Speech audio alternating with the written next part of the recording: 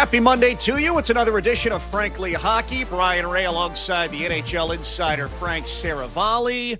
Coming up on today's show, Logan Cooley's leg takes another beating. A tough break for Ryan Leonard and the Capitals. And our guest will be James Nichols stopping by to talk about what is going on in the world of the New Jersey Devils. But first and foremost, Frank, you are in Colorado Springs. It is Board of Governors week. How are you, and what do you have for us? Anything interesting popping off early on here with the Board of Governors meetings?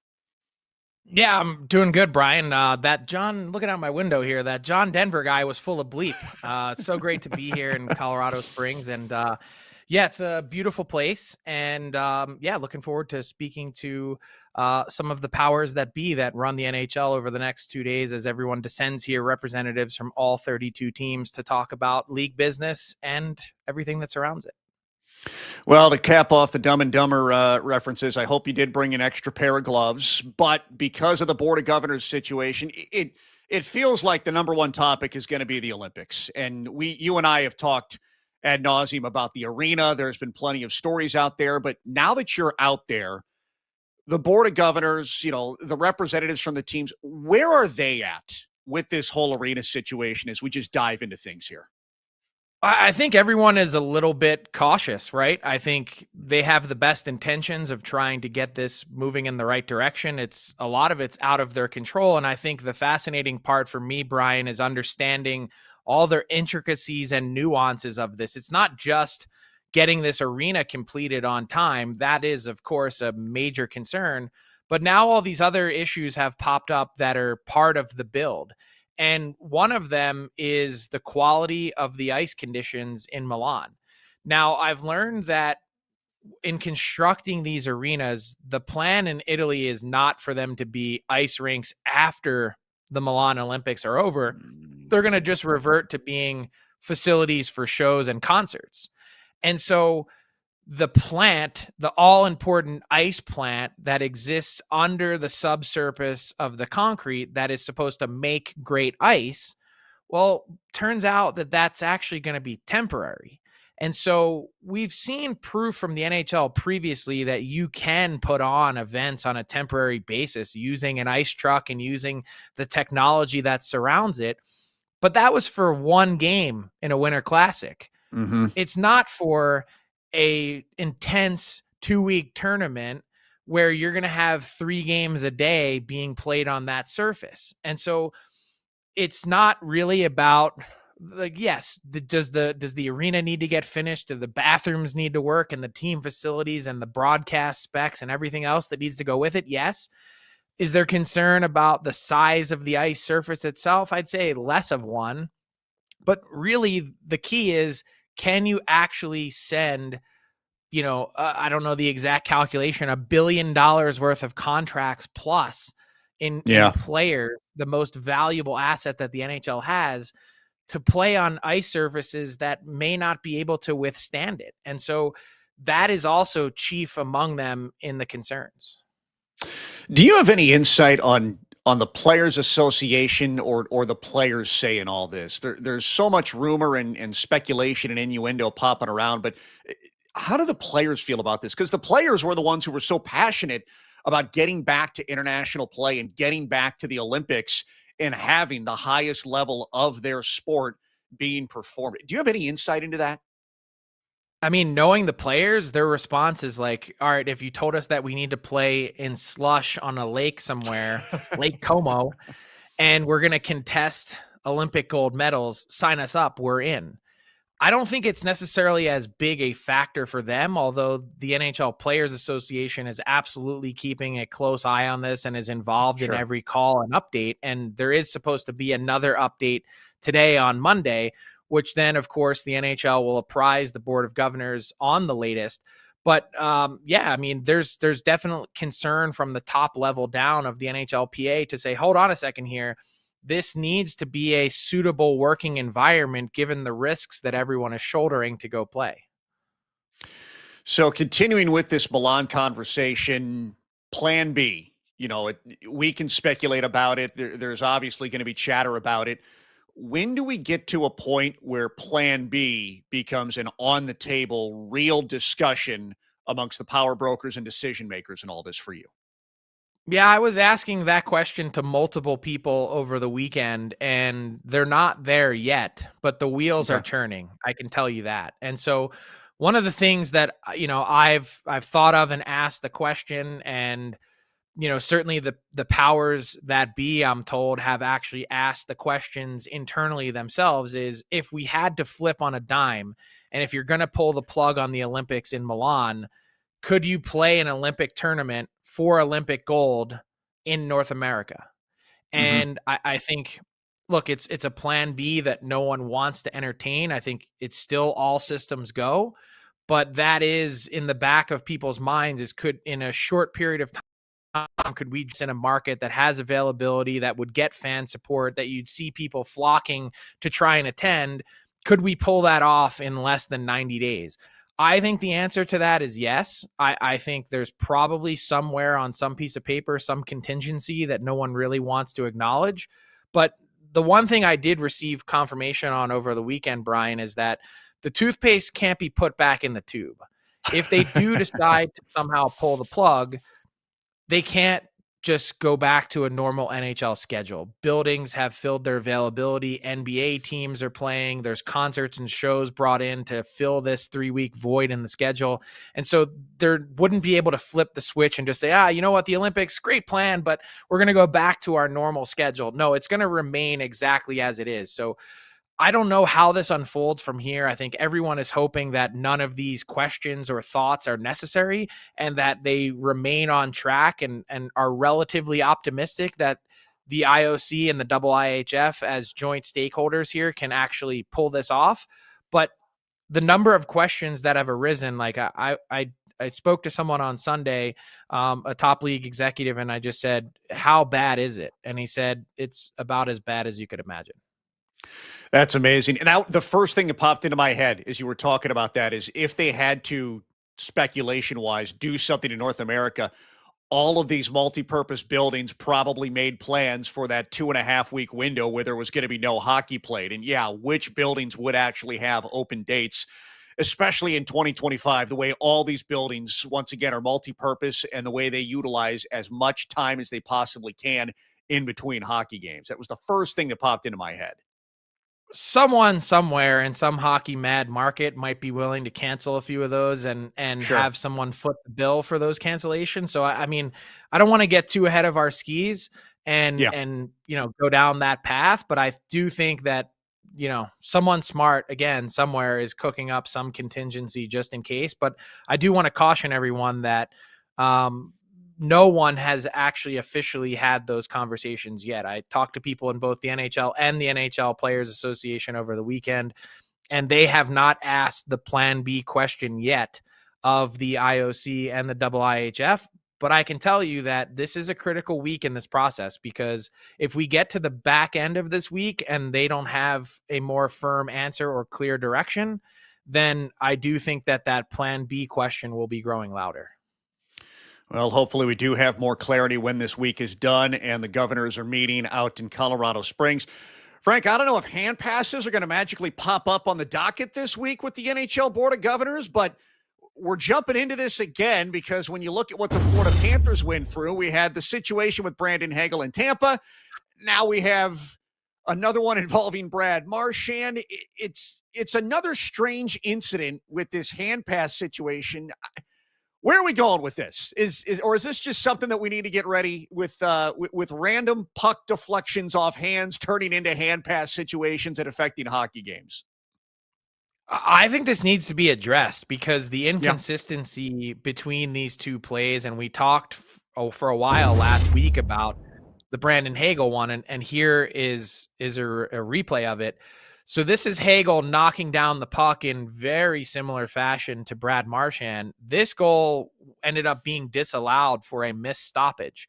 The only real difference to me that I can tell is that this Brandon Hagel one was a league situation room induced review, as opposed to the other one in the Florida game, which was a coach's challenge. But if you had watched this and you saw that this goal was disallowed, I mean, Brian, wouldn't you 10 times out of 10, you'd be challenging the Brad Marchand sequence and saying, wait, if that's no goal, then this also has to be no goal. And in some ways, I think this Brad Marchand sequence is actually more egregious in the hand pass category because it wasn't coming right at him. Like we had the conversation about John Cooper, and if I threw a microphone at you, would you instinctively put your hands up to stop it? And the answer is hell yeah, you would. So that was the Hagel reaction versus I'm looking at the Marchand one, and that wasn't kind of imminently coming at him, so to speak, at a face level. It was like he was reaching for it. And so to me, if anything, I would have thought that these calls would have been flipped. And my standpoint as we're in early December is it's way too early to be having consternation and controversy about something like this. I'm not cooking up controversy for controversy's sake, but do you want a series or a season being decided on this discrepancy? I think it's something that the league has to address, not this week, because that's not the time or place for it, but to come to some sort of understanding by the March general managers meetings to say, this is how we're going to manage this moving forward, because the inconsistency doesn't make a lot of sense. When things like this occur, my brain unfortunately has to go down the deepest of rabbit holes. And I'm with you. When I look at both plays independently, just the play, nothing surrounding it context-wise, I almost view them the same way. If one is going to be called a hand pass, then the other one is also going to be called a hand pass. Whether it's letter of the law, spirit of the law, I just look at those two independently next to each other, and I feel like it would be the same result. If a hand passes on one, a hand passes on the other. Then I started going down the route of, okay, do we need to add a little buffer zone for on-ice officials to interpret whether it was an intended use of the hand to create the puck momentum? Was it incidental because a player was protecting his face like Brandon Hagel? And if so, you can let one slide, but the other one does have to be cleared a hand pass. And then I went further down. Well, my gosh, what if a guy's standing in front of the net and the puck takes an incidental bounce off his hand and it ends up in the net?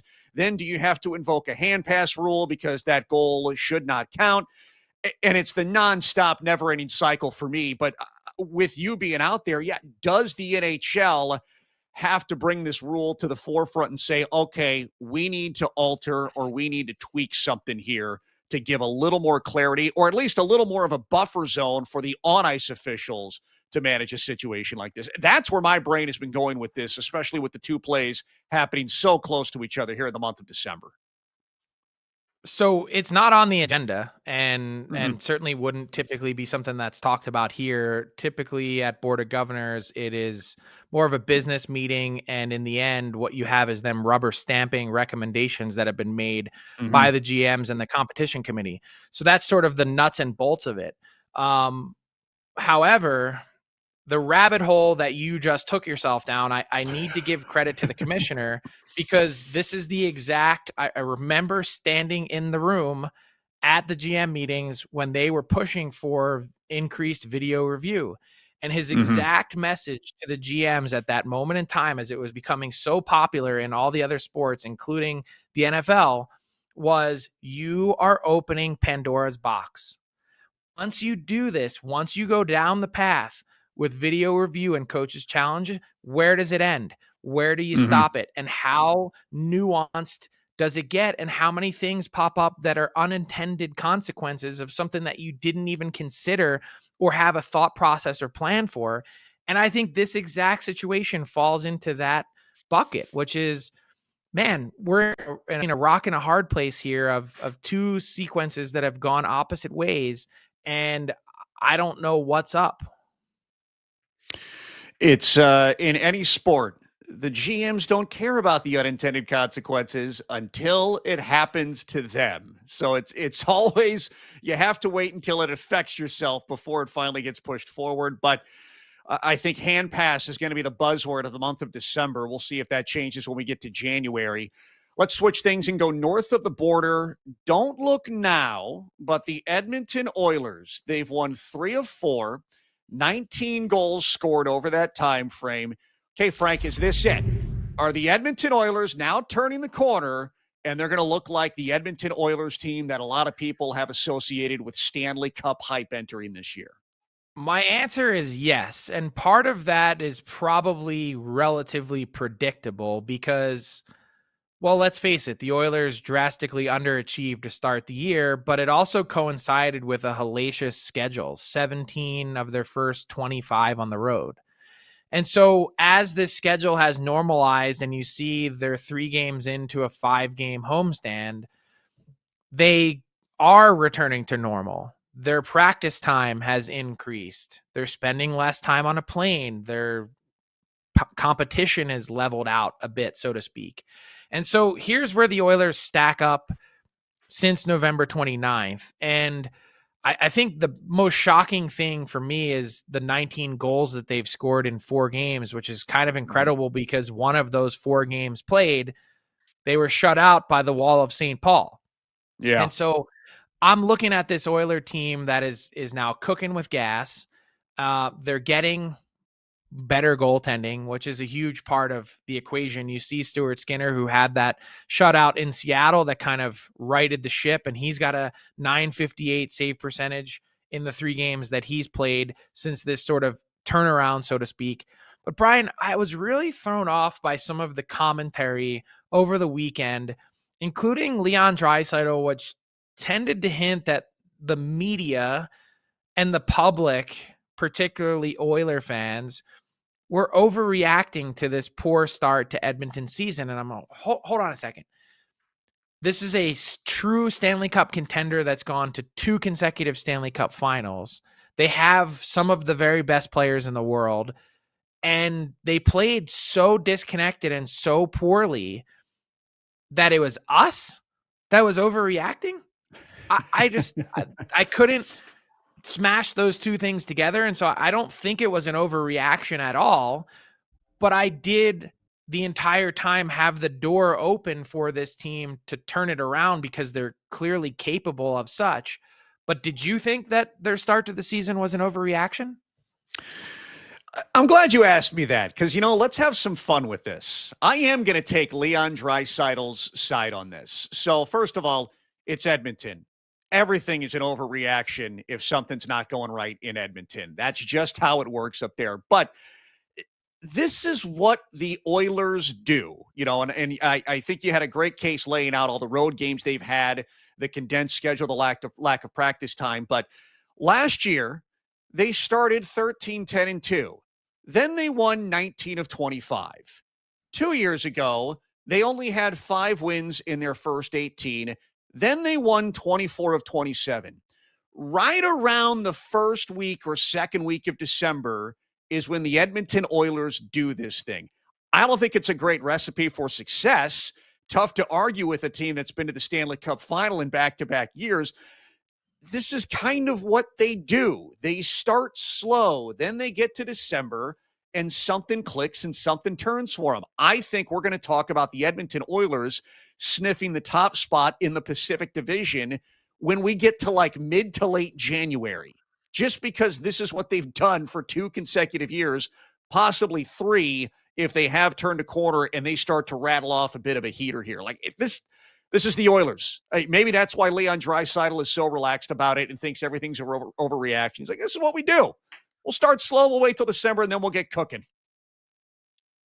Yeah, I think this start, more than any of the others that you mentioned, was the most cause for concern because I don't think people properly evaluated the change year over year on their roster. Losing Evander Kane, Victor Arvidsson, Connor Brown, Corey Perry. You took out 4 bona fide forwards, a third of your forward group that were vets, and you replaced them with inexperienced rookies, and you're thinking, oh yeah, we're just going to snap our fingers and everything's going to go perfectly. That typically isn't how it goes. So I do think they're capable of going on a stretch like that and reeling off a bunch of wins in a row. And the other staple to getting 24 wins out of 27 or going on a 15 or 17 game winning streak, go back and look at the numbers. During those stretches, Stuart Skinner was the best goalie in the NHL. So it coincides with the roller coaster that they've had in net over the years that he's also capable of being one of the best goalies in the league, which is kind of a scary thought for a guy that for the vast majority of the start of this season looked like one of the worst. Yeah, I mean, there's plenty of proof in the pudding to put concern. I'm looking at this and I'm like, yeah, this is what the Oilers do. They make you worry for 2 months and then they're like, no, we're good. Stanley Cup final or bust. Don't worry, we'll be there. It's entertaining as a hockey fan to watch the Oilers do something like this, and we'll see if the offense continues to roll. But from Edmonton to LA, stayed in the Pacific Division. Phillip Danault, we're always looking for juicy trade rumors, but you seem to think Phillip Danault is now going to have his name start popping up. What's happening with the center in LA and what potentially could be out there? Yeah, it's popped up in a pretty significant way over the last 3 to 4 days. Sources indicate that the Kings have been receiving calls left and right about Phillip Danault, a guy who has gotten off to a tough start this season, hasn't quite looked like himself, but a guy that when you consider how really thin the center market is, Brian, I mean, we're talking about maybe 3 to 4 impact pieces at most that could be on the move at that position over the course of this season leading up to the March trade deadline. Phillip Danault offers something, even if his speed has slid a little bit, he offers that shutdown capability that could change the dynamic for a playoff contending team. And so even after sending out that tweet over the weekend indicating that the Kings had received some interest on Danault and his name had been popping up more and more, I'm told that the calls have actually increased further because there were some teams that weren't aware before of that. So it'd be interesting to see what the Kings want to do. I don't think they have a strong desire to trade Danault. And when you consider the changes that are coming to their roster, with Anze Kopitar being in the last year of his deal, and I think he's been playing a little bit banged up of late at that, they don't want to turn around and be in a spot like the Vancouver Canucks have been, which is a great segue to our next topic, where all of a sudden one day you wake up and you have Elias Pettersson, JT Miller, and Bo Horvat in your lineup, and then the next day you wake up and you only have Elias Pettersson. They don't want to be in that position. They don't know how to replace him. But nonetheless, I think his name has been a pretty hot commodity and target on the trade market. Yeah, when I saw you mention this, the first thing that popped into my head is why would LA do this? They're struggling a little bit offensively. They're not the most dynamic offensive team out there, but their bread and butter has been keeping the puck out of the net. They're essentially a top 5 team when it comes to goals against, and it's like this is one of the best shutdown centers in the NHL when his game is on. Why would you take that out of your lineup unless you were getting some type of dynamic offensive flair? But you're kind of getting away from what's been your identity and your foundation for the Kings, and that's been the back end and defending. And he's at the center of that, pun fully intended.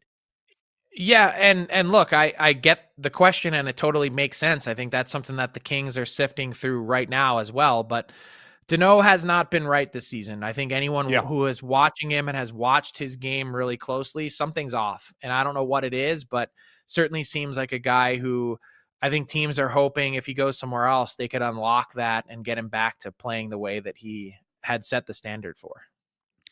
Well, before we bring in our guest today, James Nichols, to talk about the New Jersey Devils, Frank, you mentioned the Vancouver Canucks, and segueing to this, okay, the Quinn Hughes name has finally been whispered in the rumor mill and connected to the Devils, and he actually was commenting about that yesterday.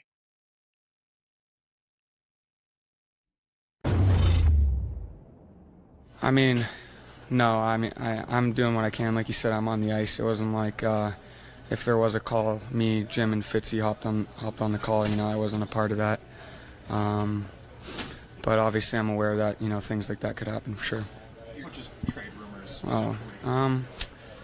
I mean, yeah, it was nice to get the win. I'm not getting the win so that the media can stop talking or whatever you guys are saying. I really don't know.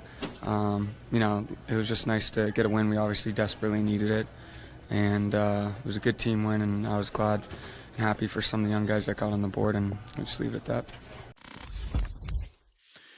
So let's bring in our guest, James Nichols, who covers the Devils for the Hockey Now Network. And James, whenever Quinn Hughes' name gets whispered in the rumor mill, it raises the social media fire a couple of levels. When you add the Devils into those whispers, that's a little gasoline placed on the fire.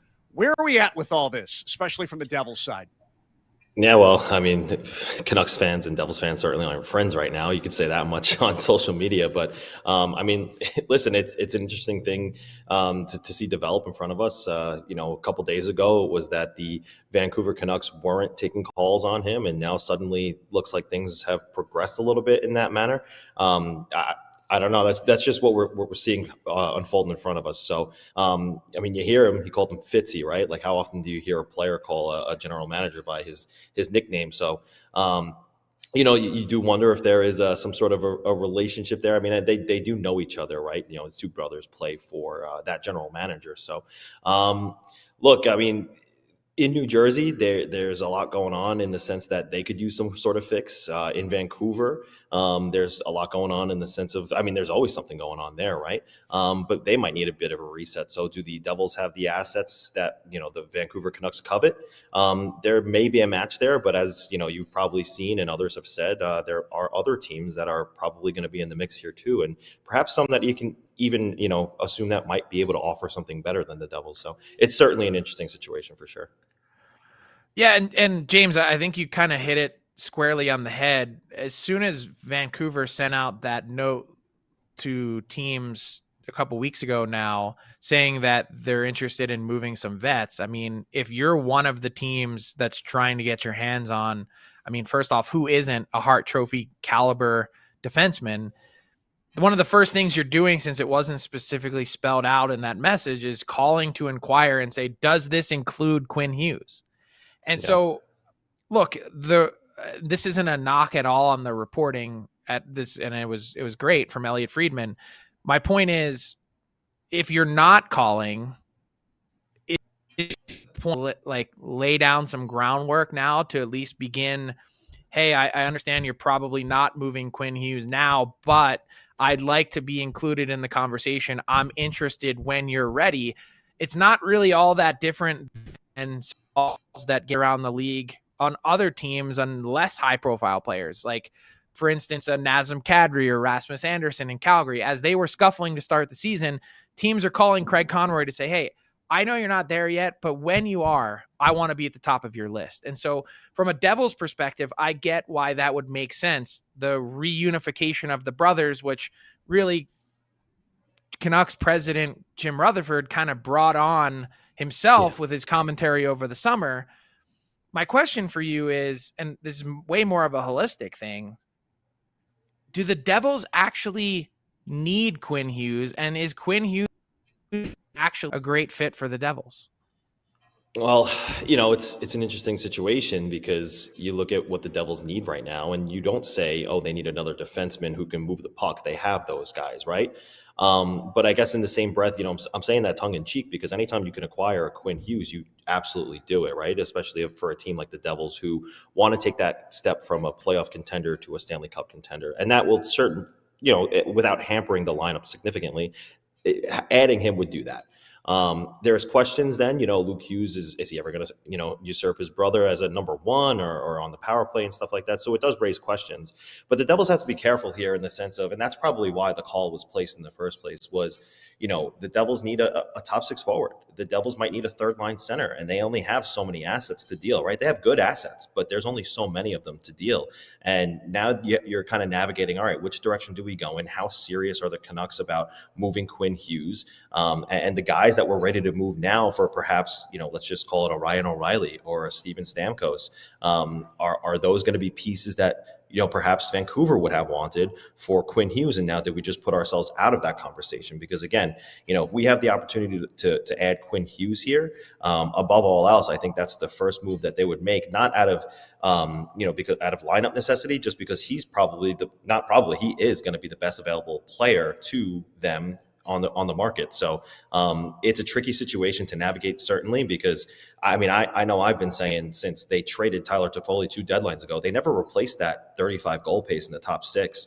And now you're looking at a team who is lacking depth, lacking in goal scoring. And yes, certainly injuries play a factor in this lineup, but they had some good pieces that were never replaced, and they hoped those would come internally. And it just hasn't worked out that way necessarily. So yeah, Fitzgerald is doing his due diligence just to make sure, okay, where is your head at? And, here's what we have. And let's just see, where everyone's cards are so that I know how to navigate, this team moving forward, because we want to add. We want to know when we're supposed to add and the right pieces we're supposed to add.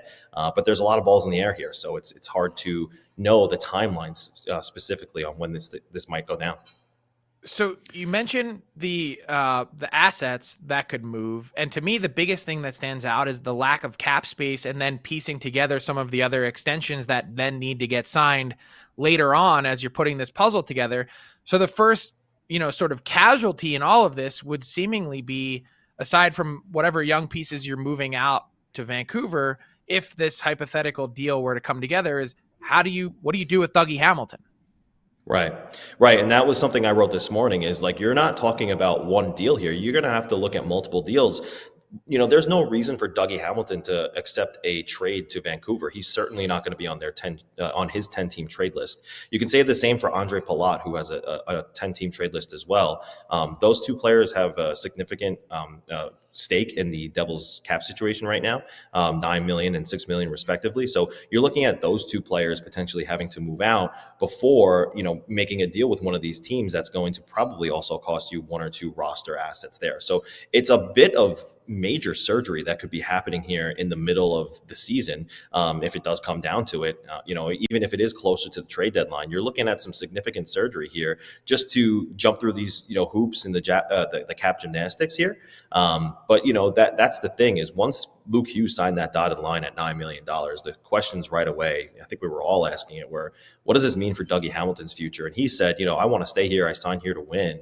But you look at the player and you look at his production right now, and he did get hurt at some point in the season, but at the same time, he's not necessarily come back and played as well. And, he's on the wrong side of 30 in terms of hockey age and stuff like that. So, you would think that Dougie Hamilton is a guy that, is at least being calls being taken on.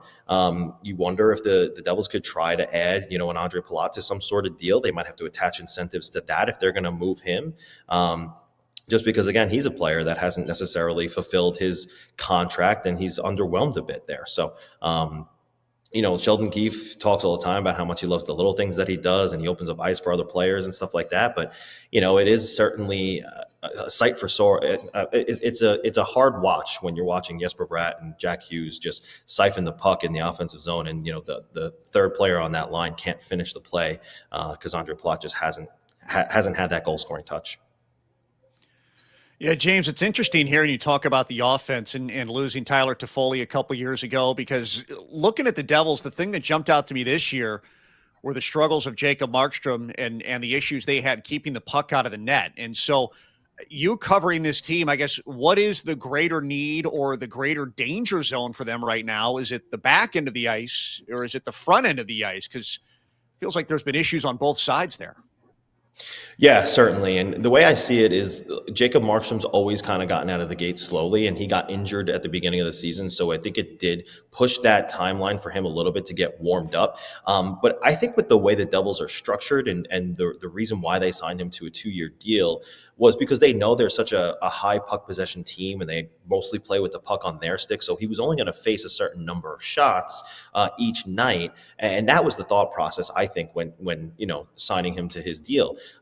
They're a team that doesn't really give up or wasn't supposed to give up a ton of low danger chances. He's actually pretty decent. That one of the reasons they signed him was because of how good he is in high danger zones. So they wanted to shore up their goaltending with him and Allen. Now, it hasn't played out that way throughout the beginning of this season so far. You see currently they're on that 5-game skid, and they're allowing these high danger chances more often than they do. They're allowing these soft goals to go in more than they have. And again, injuries, sure, that is a factor here. Jack Hughes is out. Brett Pesce, arguably their pseudo number one defenseman, he's out too. And so that kind of puts everybody out of place on the depth chart. But yeah, I do think that it just is taking Jacob Markstrom a little bit longer to get his feet under him. I think his past couple of starts, he's been stronger. He's shown some better poise as of late, and has been a little bit more assertive in goal. But he was really upset the other night after they lost that fourth game at home, and he just took the shoulder of the responsibility. He said, I got to be better. I'm the goaltender. This is my job.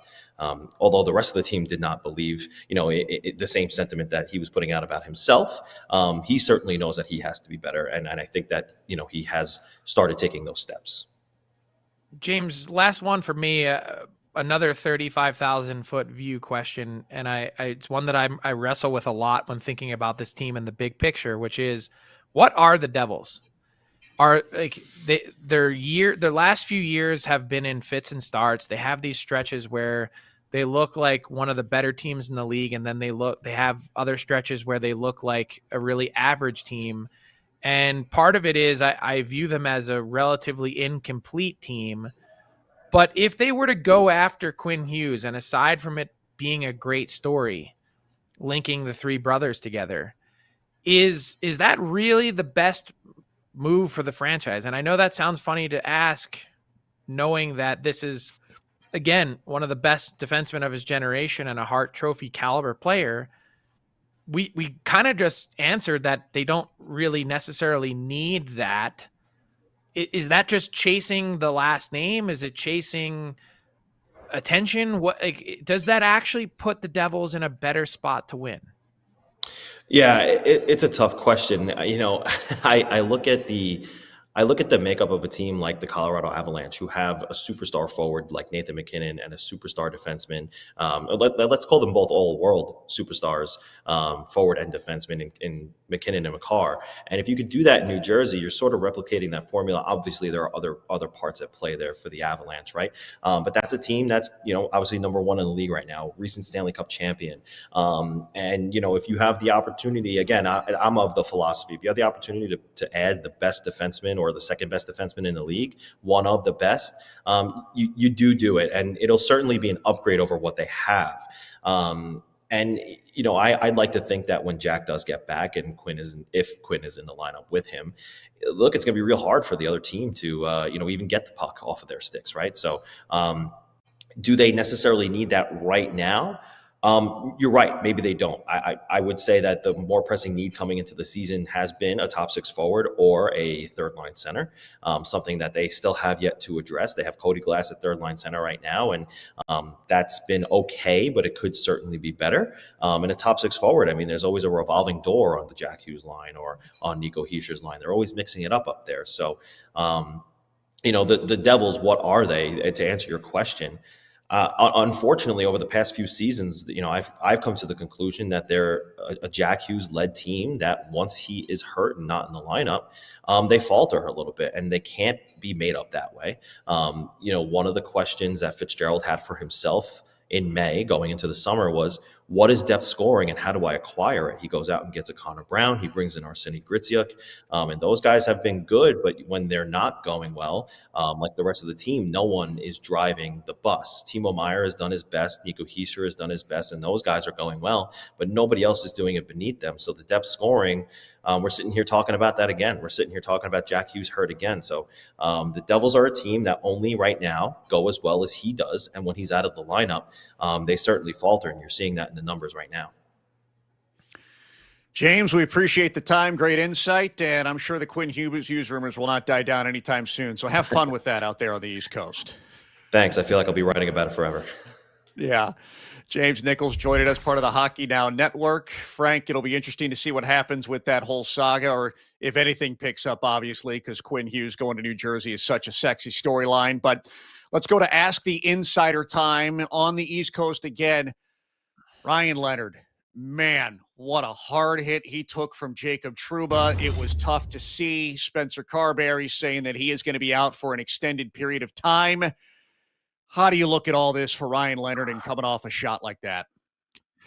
With nausea is how I look at it. It is tough to watch, and there was a screen grab from the Washington Capitals locker room I saw on social media that had Ryan Leonard in a sling. So if he was not concussed, then obviously a significant injury that's going to keep him out for a period of time. And I feel for the player who, there was so much hype around him joining the Caps, right? Like, hey, this guy's jumping in from college right into a playoff run. And a bit of a slow start, but he had found his footing and found his rhythm, had just notched a 4-point game. And you see this guy that's coming into his own on a Caps team that's figuring it all out and putting it together, up to a really solid start, 18 points on the board. And you're like, man, this guy is really turning into a lot of what we thought he might. And then now you got to take him out of the lineup for a bit. So, I mean, it hurts like literally and figuratively. But you hope that this is one of those things that doesn't stunt the very clear development that we had seen. It's a difficult shot to see. It's difficult to see him missing an extended amount of time. But I also love when players like that, whether they're coming straight out of junior or straight out of college, it's such a great situation to be put in for your development, because Bedard and Celebrini, they've clearly popped and taken off, but they go to teams and they have to be the guy on day one, essentially. But a player like Ryan Leonard, you go to an established veteran team like Washington, and it's not that you're necessarily being sheltered, but you don't have to own or take ownership of too much. You can actually focus on where exactly your specific role is and then build from there. And as you said, he was having just a great building campaign in this season, and for that to come to a stop, but he's in such a great situation out there in Washington. I would imagine his development will continue when he is healthy and back from this, because of the situation he has in front of himself with the Capitals. Yeah, and yet another thunderous hit from Jacob Trouba, maybe the best outside of Tom Wilson, maybe the best hitter in the league. And I don't mean best. I don't mean dirtiest or cleanest. It's not commentary on that. It's more commentary on how devastating his hits are. If you're on the ice, when Jacob Trouba is on the ice, the old cliche, you have to have your head up. You also just need to be aware of where he could potentially be. And the game is so fast now and everything is happening in an instant. But just when there are certain players on the ice, you mentioned Tom Wilson as well, you have to be aware that they are out there somewhere lurking. And it really does change, the way a shift can go for a player, knowing that they're on the ice. Yeah, and Spencer Carberry was pretty vocal in his criticism of the hit, saying that, I mean, obviously Ryan Leonard was bleeding. You saw the blood on the ice. He said, this is head contact. Like, this is something that we have to clean up. Yeah. I'm really torn on this one, because there is that split second that he turns and obviously he knows that a defenseman is bearing down on him. Like, I tend to think that this is a hit that's okay in today's game. I just hate the devastation that comes from it. And I struggle to wrestle with those two things. What do you think? Well, I think it's what makes hockey scary as a sport, but also unique as a sport. The biggest selling point is the speed and how fast everything goes. But when a player turns himself into even just the slightest, not even a full defenseless position, but even just the slightest shift of the head, the shoulder, one part of the body, can open him up into a defenseless situation. And you're talking about milliseconds that a player would have to change or his trajectory or course or change his reaction. It's the speed is what makes the sport so great. It's also what makes the sport so susceptible to dangerous plays like this. And I don't know how you legislate instances that occur in milliseconds out of the game or reduced in the game. It's such a dangerous and difficult gray area for the sport itself to deal with. That's always what I have felt about plays in situations like this. Matt Duchene came back for the Dallas Stars last night. When he took that shot from Middleton, he leaned forward at the final instant to get a loose puck, and that's what put his head into position. It wasn't that hit was targeting the head. The contact was the head, but it wasn't the target of the incident. And that's where it gets so dangerous for hockey. I don't think anyone would argue that the hit on Leonard, that the head was the principal point of contact. I mean, it's clearly a thunderous shoulder check, but the other carnage that comes with it it's something. Yeah. Yeah. And then just, you mentioned the sling screen grab, but whether it's head related, whether it's shoulder related, long-term effects on the results of things like this. So we certainly hope to see Ryan Leonard back on the ice, because he has been a great player for the Caps, and he will continue to become a great player. I think in that situation, he's in a perfect spot for his development. We're going to lighten up the mood a little bit. We're going to go #hockey. We're 2 months away from the Olympics. We're going to continue talking about the rink, but finally we can laugh and enjoy what's coming up here a little bit in Milan. Because Team USA, they've thrown out the trash talk. They're dropping it right now. John Hamm, Team USA. It's not about the gold medal anymore, Frank. It's about Canadian tears. That's why they're going over to Italy. That's what we're in for here. All right, Team USA, listen up. Whoa, I just got chills. You guys feel that? It's an honor to speak to you all before you head off to the Olympics. You're going to Milan to bring home the biggest prize of all. Canadian tears. Yeah. Exactly. Wait, what? What did Canada do? Stuff. But they're usually so polite. Not anymore. Really? No. Are we sure we can't just hug it out? No. Go get them, boys. Let's go. I just Canadian tears. Well, I mean, it's such a great line. We're here to capture Canadian tears. But I was wondering in the shooting of this how many times they needed to work on the laugh track, the forced laugh component. It was pretty well done. The players all played a pretty big part. Listen, we love humor. Hockey players are as dry as a bone a lot of times when it comes to their humor. Then you mix in John Hamm, who has hosted Saturday Night Live God knows how many times and is an actual polished actor. It's two tough worlds to try and bring together, and big-time hockey fan, which is the best part about this. He is a genuine hockey fan, but whoa, just got chills. It's tough to get those two clean in a room. It's an honor to they speak pulled to you it off, before I you think. head off to the Olympics. You're going to Milan. Yeah, no, I every part about this. This is 10 out of 10 for me. Now, I really do hope Team Canada has a response after winning 4 Nations and winning the last gold medal.